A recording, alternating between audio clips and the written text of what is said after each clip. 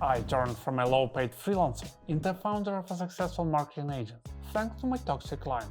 Most freelancers accept problematic customers as an inescapable evil and capitulate before them. After completing a project with such clients, you feel drained, demotivated, and irritated. Especially vulnerable to such situations are freelancers who are cornered by the need to make money to live and feed a family. You simply can't say no. You think that somehow you will figure it out. But eventually, you bite your nail and tongue, tolerate every whim, and as a result get paid peanuts. As a freelancer, I struggled with rude customers. They made me feel miserable. But then I built a framework for dealing with them.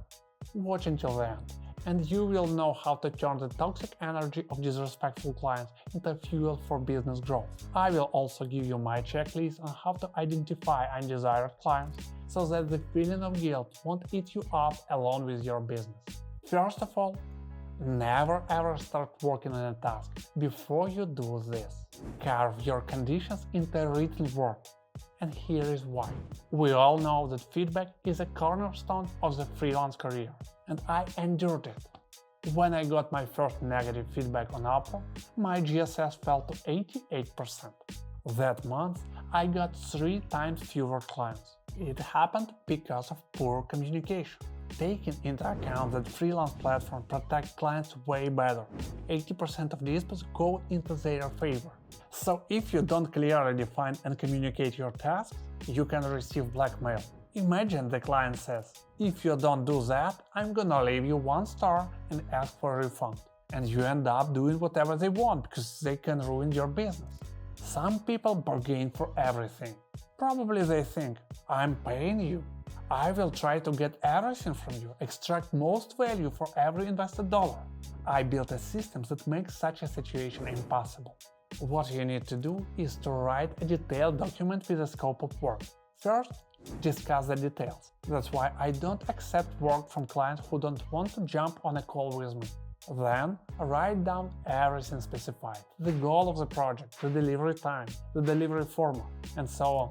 Only after the client's approval, I'm starting doing the work. It's not a legal document though. But after they agree on it, they are unlikely to demand anything different, because it's already written. Don't sign the contract if you see this. First, they have a far-fetched goal. Let's say a person can see that I produce a video that got 10,000 or 100,000 views. They come to me expecting I can do some magic to get this number for their first YouTube video.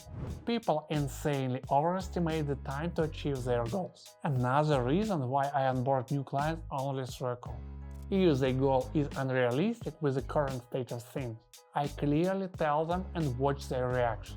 Do it and you will avoid the unpleasant situation when they already paid you and expect some street magic. Second, you haven't clarified the roles and subordination. Who is doing what? If I meet a new client, in their mind, a video editor is often a person who is doing all the job of the video producer, along with script writing, directing, editing, even putting thumbnails, and developing visual style for a brand. I have heard everything. So clarify your role and identify the stage of work. You don't want to bury your results with 100 in-between reports.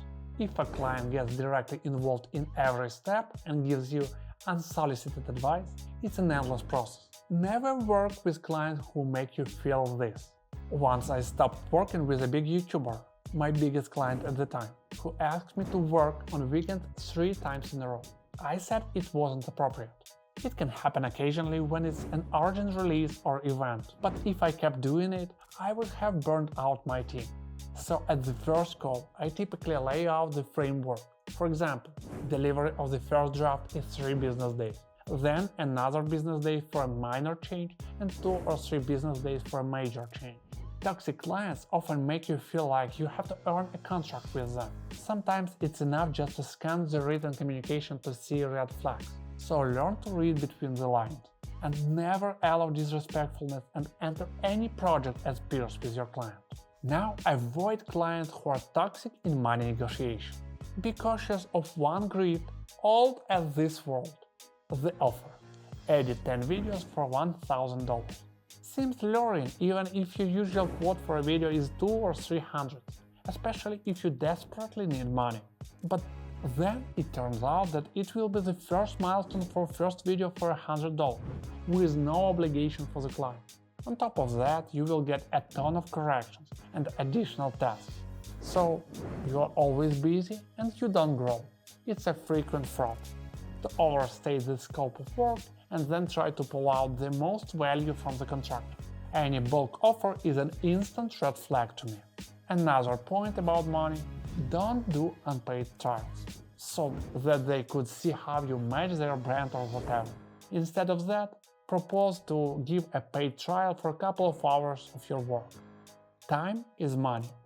The golden rule: never negotiate the rate, negotiate the scope. So let's identify the client you want to avoid. Here is my checklist for a toxic customer. Are they willing to start with an intro call? Have they agreed on a scope of work document? Have they asked about free work? Do they have realistic expectations? Have they tried to bargain my rate? Does the successful completion of the project contribute to my portfolio? Finally, do I like the client? 2 red flags. It's obvious that I won't work with this client. Tell me in the comments what are the biggest red flags for you.